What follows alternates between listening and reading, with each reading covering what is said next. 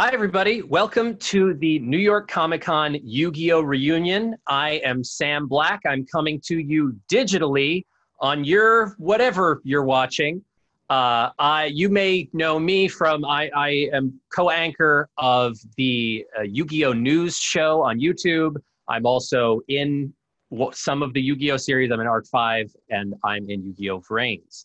Now, let's kick this off. I want to introduce the very first person, and who else would be number one but the man, the myth, the legend, Yugi himself, Dan Green. Welcome, Dan Green. Hey there. Hey, how's it going? Good. How you doing? Great, thanks. Your hair is luscious. Thank you. You look like a witcher. I love it. Well, that's a high compliment. Yes. I don't know that I deserve it, but thank you for that. Yes. Let's bring in numero dos. Let's say a big welcome to Wayne Grayson. Yay! Bigger welcome than that. A bigger welcome. Thank you. Is that the best we have for Joey Wheeler? Come on. Hey! Because I don't have the hair of a Dan Green, I must be maligned. Okay. I'm so sorry. The truth, but yeah. I'm not half as sorry as I am. Dan might be using performance-enhancing follicle supplements. I'll never tell. Yeah. Okay. Okay. We don't test for that. So coming up next, we have Amy Birnbaum, the voice of Taya Gardner. Hey! Here's Amy. How's it going? Hey, how are you? We're all surviving. Good. Good to see you guys. Oh yes, good to see you. And of course we've got Tristan Taylor right here coming in. Greg Abbey. Hi. Hey! Hey, ho. Whoa, we're doing hands. It's insane. Doing welcome hands. Greg, I wanted to start with a question for you, actually. Wow, okay. Yeah, I'm just right off the bat. Do it. You're in the hot seat. Hard hitting. Going to start with something very controversial. Who is your least favorite character? The last person you'd want to see right now. Oh, from the show? Oh yeah, last person you'd want to show up in this Zoom call. That's an easy one. I would definitely go with Kaiba. I'm super psyched that it's just the four of us today. Oh. So Okay, hold on. Sorry, I'm getting some interference. So wait. You're saying that I am your least favorite character in the show? I didn't know this was recording. Are we recording? No. Let's take it back. I thought. But it's interesting that you say that. Was my favorite character. Oh, okay. See, it's interesting that you say that because I always thought that it should have just said Kaiba featuring Yu-Gi-Oh! As the title of the show. Everybody, welcome Eric Stewart, voice of Thank Seto you. Kaiba. Thank you. Hey. Thank you very much. I mean, Good to see all this the is twerps. yes. Yeah. This is everyone. Well, this is almost everyone because I feel like we're missing a master of industrial illusions right now. No, please. Wait, let me pick up that hint you just dropped. Hold on. Oh, I dropped N. Oh, whoa! Who could this Whoa! be? What the? Oh my! I was trying to do the Brady Bunch thing. I'm like, Yeah, but we don't know where we're positioned. Yeah. Let's all look in all four directions, and then they can edit it together. all right. There we go. This is Let's We just got do it. that for 30 Nailed minutes, it. I think. that's our time, everybody. Thank you very much. It's been great. Reunion complete. So one roundtable question, and then we'll go into some fan questions, and those are sometimes a little bit actor specific. So the roundtable question here: do you have a favorite line from your character from any of the Yu-Gi-Oh series or the movies or any of that? A favorite line delivered by your character, Dan? It was a line I often delivered as Yami, and I think I like it because it exists well in the show. But it also is, as Eric was saying, nothing is new. It's a bit timeless. And that line is, believe in yourself and you will always prevail. It's good. I'm sound believing just in like that myself a guy. little bit just hearing that. Amy, how about you? I think Taya only had one line, and I think it was believe in the power of friendship. I mean, I genuinely think that might have been her only line. No, I think that was probably her classic line, believe in the power of friendship. But also, she had this, I don't know, like in the first episode, I think she did this really weird, funny like, tattoo thing where it was like, we're going to draw on all of our hands. And then we had to put our hands together. And that was always like, it wasn't a line, but that was just a funny classic Taya. Classic Taya moment. Yeah. Classic Taya. Wayne, how about you? It's there's so many pearls of wisdom that Joey has imparted. Joey, I think, is one of the most quoted characters from Duel Monsters. He may well be. It just, but I always loved, and it's not even really a line. It's not even really a word, but I said it a lot. Your game down. Yay!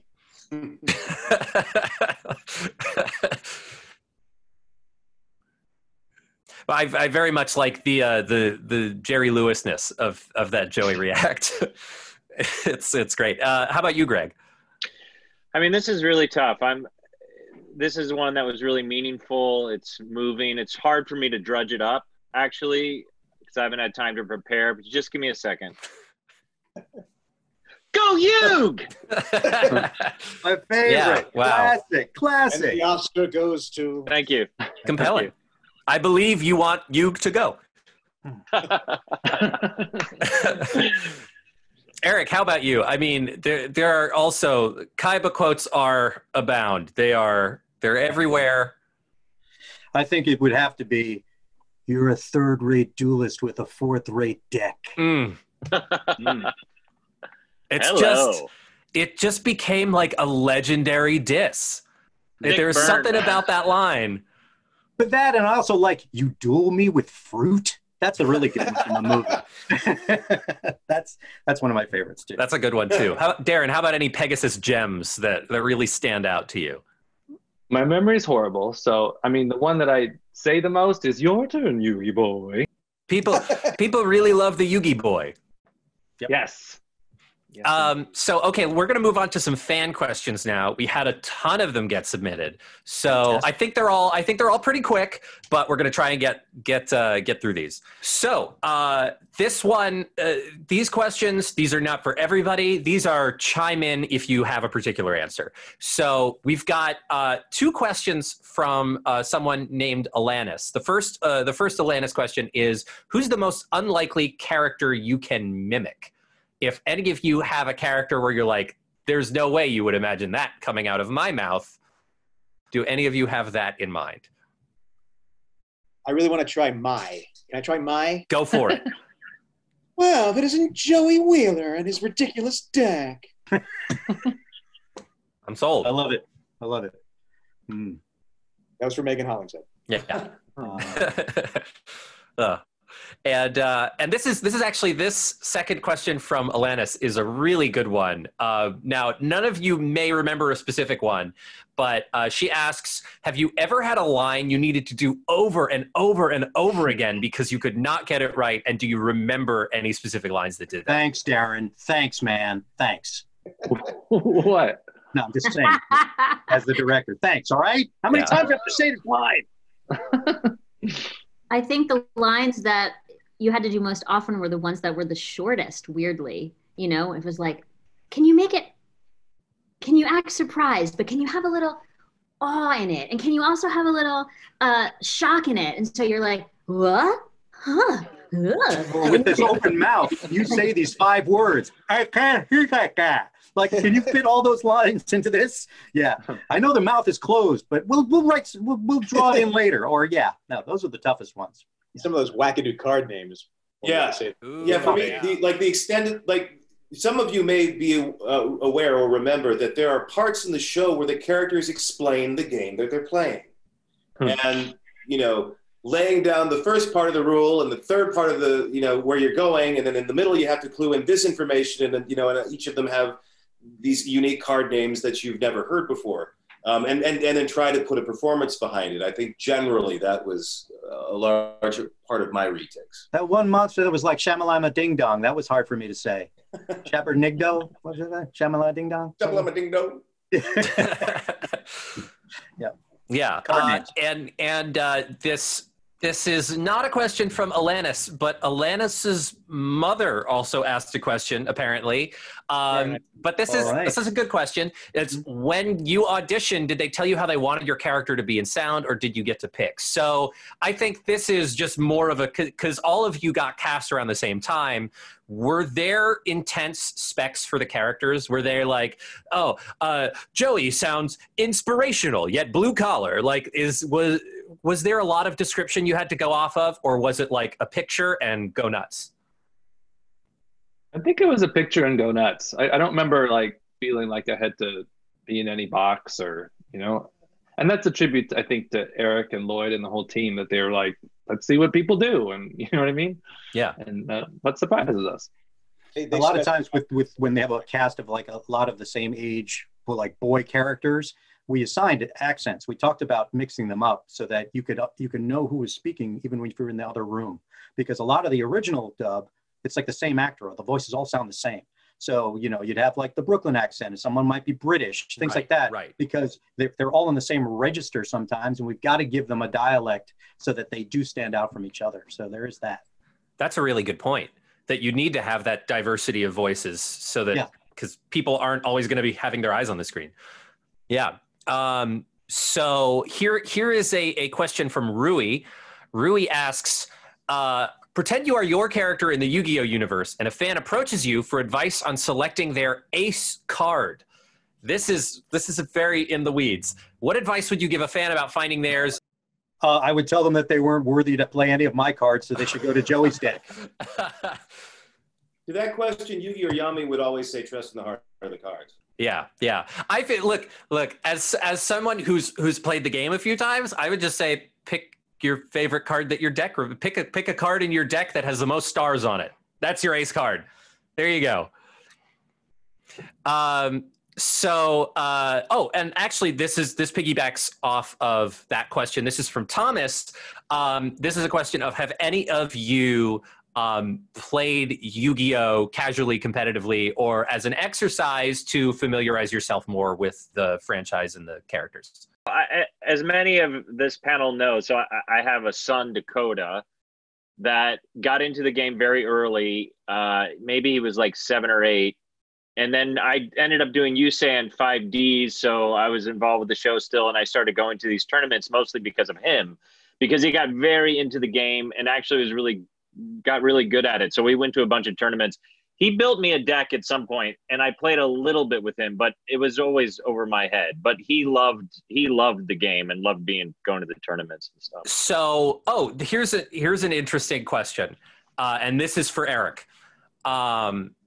This is from Lizzie, and it is, how do you interpret the ending of Dark Side of Dimensions in regards to Seto Kaiba's last words to Mokuba and his last actions? How do you interpret Kaiba's motivation behind his last actions in Dark Side of Dimensions? She really wants me to reveal like my interpretation of that instead of just having her own. I mean, there's two sides to that. Does he die, or does he just go back in time to fight the Pharaoh? I don't know. I like to think of it as still open-ended. I never like to think that the story ends. I just think the characters are, you know, it's like, you know, maybe 2 movies down the line we reappear again or something like that. That's what I hope. I think he's going back in time to fight, to finally get that. Yeah, that's what I think, open-ended. That's my interpretation. I don't know if that's the truth, though. Because he wants that sweet, sweet sequel money. Oh, yeah. There it is, buddy. Yep. The darker side of Dimension. Yes. The greener side of Dimension. Yeah. Oh, this is great. This is for everyone. This is a really good question. If there's a live-action Yu-Gi-Oh, who would you cast to play the character you voice? Christian Bale. Tom Holland. Tom Holland as Yugi. That's great. Yeah, and Christian Bale as Kaiba. What a pair! Because he's Batman. Yeah, because he's Batman. I love that. And Tom Holland and Christian Bale in school together. Right? Yeah. Spider-Man versus Batman. We gotta make it happen. I love that. Wayne? I John Hamm. We'll call John Hamm. John Hamm. Perfect. I could see that. I could see that. Anna Kendrick, maybe? Oh, that's I a don't know. good one. That's really good. That really works. Yeah. To the question seriously. Yeah. Well, Greg, how about you? Let's see, maybe Zach Braff or Justin Long. Nice. Ooh, yeah. Nice. Tristan is a Mac. That's an older reference than a lot of the people watching. Darren, who's Pegasus? Meryl Streep. Doing it. Or Meryl Streep. I love that. Charo. Maybe like Charo. Ooh. Sofia Vergara. Ooh, you boy. She always had a glass of grape juice too, didn't she? That's what I remember. Yeah. Oh, that's She's great. lived so long. Yeah. That's amazing. And that was from Samantha, by the way. I didn't give her name. So we had a question from Kevin for Eric about what it was like revisiting Kaiba in Dark Side of Dimensions. But I want to make that a little bit more broad for everybody because we've obviously got this great Yu-Gi-Oh game, Duel Links, and you guys have all been able to revisit your characters for that. So I want to ask everyone, what was it like revisiting your characters for either the films, but also Duel Links, the game? Are we starting with my answer? Because it's fantastic. Well, then let's start with your fantastic answer. Yeah, I love reprising the role. I was very excited that we were doing a movie. That was a lot of fun. The Duel Links is a lot of fun too, because I love to hear the fans telling me like, I almost beat you, or because it's always almost, they never really beat me. But that's always a lot of fun. I like the idea of being able to duel the characters from the show. That's probably fun for the fans. How about y'all? I'm always happy to do Joey's voice. Always happy. Always. I'm glad that it's 19 years down the line. I'm still doing the voice, and it's always fun, and it's always exciting, and it's always a treat for me and for you, I'm sure. Such a treat to just enjoy. Yes. When reprising Yami and Yugi for Dark Side of Dimensions, and I guess part of that was influenced by actually going back to the 4Kids space, right? That wonderful time that Greg was talking about, that was of a significant social, situation as well, and that environment is spookily unchanged since then. I mean, the booths feel exactly the same. Right. So revisiting the characters and perhaps revisiting that whole space, it really felt like hanging out with old friends. That's so cool. Yeah, I felt the same exact way as Dan. So, I mean, it's always fun to do the character, but more than that, just because I'm certainly not there as much as I was years ago, to go in and get to work with Darren and sort of walk down the halls again and be in the booths and the engineers too, like you become close with everyone who sort of works there. So whether it's Mike or Joe, I mean, we don't like everyone, I guess. Not Joe. Not Joe. But yeah, so that's the photocopier. Right. No one's around. Yeah. So the best part is just going back and seeing these people that you worked with for all these years, even if it's just for a couple hours, is always a total blast for sure. Oh yeah. That's so cool. Like a little time machine, for me, and a little surreal because I'm not local. So every time we spin something up and reprise any Yu-Gi-Oh role or game or product or whatever, it's always distanced for me, but it's so much fun to hear Darren's voice in the cans after like 2 years. It's like time never passed. And me too.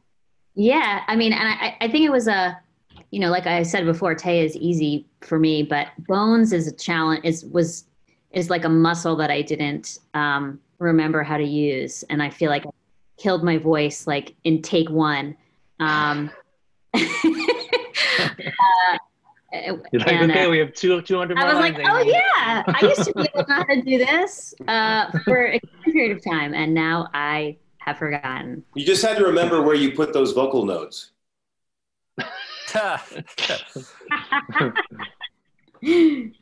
Well, on the Duel Links side of things, as viewers of the Yu-Gi-Oh! News show are aware of, I am a Duel Links player, so is Dan, my co-anchor, different Dan Edwards. Dan Edwards, my co-anchor, is also a very enthusiastic Duel Links player. Constantly beats me, but I'm getting there. I beat him in Legacy of the Duelist. He beats me in Duel Links, so there's a trade-off. But Duel Links, this is something that has been highly anticipated and highly requested. Zexal World is in Yu-Gi-Oh! Duel Links, and so that's a very, very big deal, and I am thrilled. And so are you. This is a question for Wayne. And I'm asking this for Braxton, who's a fan. How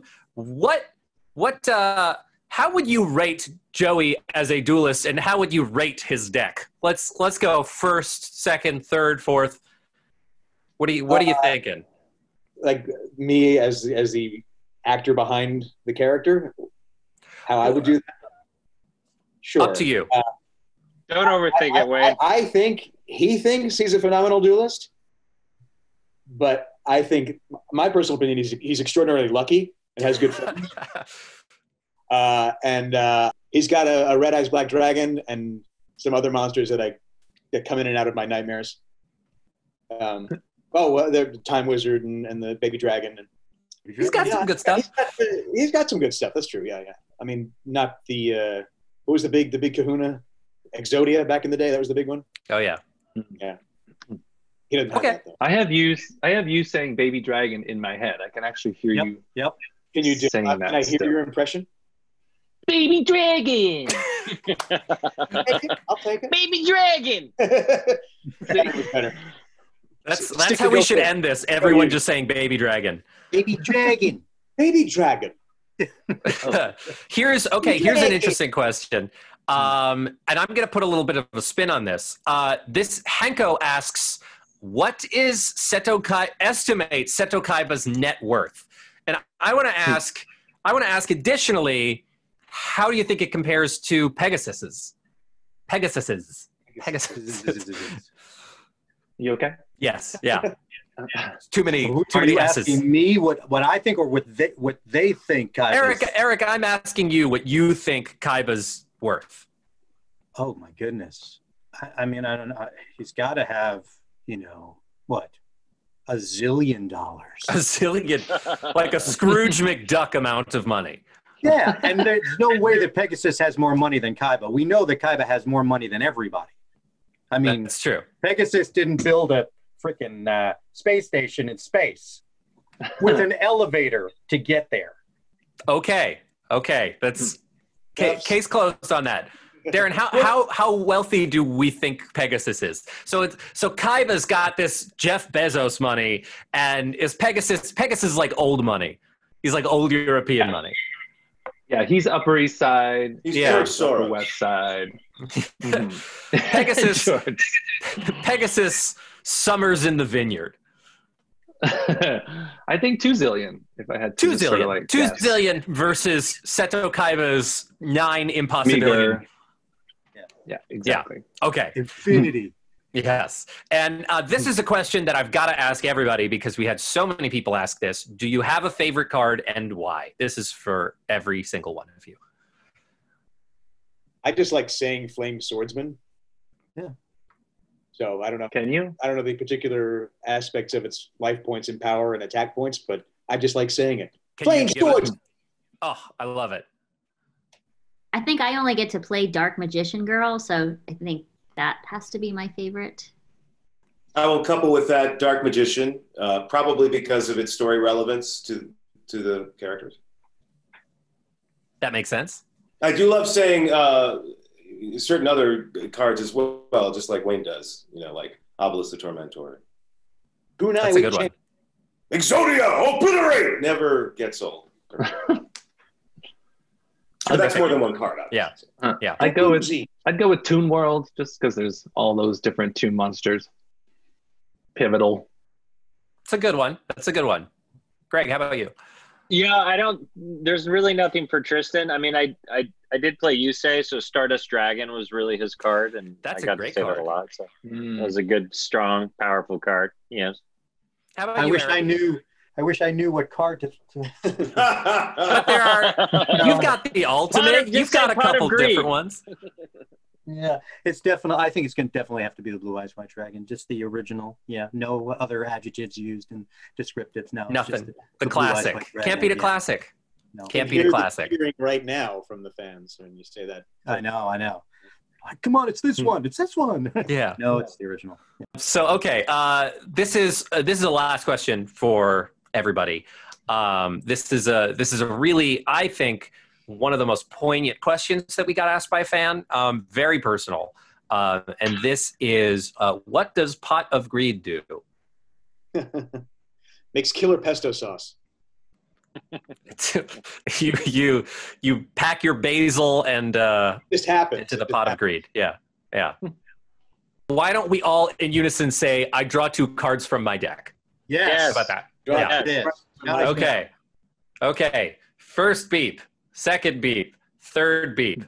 I draw 2 cards from my deck. Okay. That's fine. Okay, cool. Okay, so we are out of time, but thank you guys so much. This has been such a pleasure to see you guys reunite, connect with each other, answer questions. Thank you so much to Dan Green. Thank you to Amy Birnbaum, Greg Abbey, Wayne Grayson, Eric Stewart, and my director, Darren Dunstan. Thank you. And thank you to the viewers watching through the New York Comic Con YouTube. And we'll hopefully all do this again soon. Thanks, Sam. Thank you. See you guys. Thank you. Thanks for watching. Thank you.